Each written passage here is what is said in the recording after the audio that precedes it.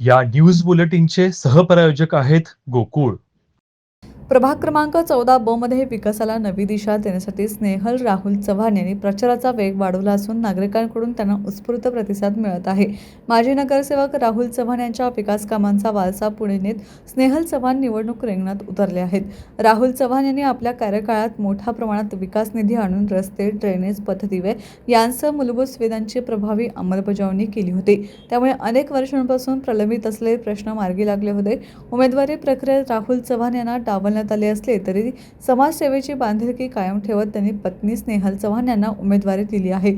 यादवनगर, शाहूपुरीसह प्रभागातील नगर व उपनगर भागात निघालेल्या प्रचार फेऱ्यांमध्ये शिट्टी वाजवत जोरदार शक्ती प्रदर्शन करण्यात आले.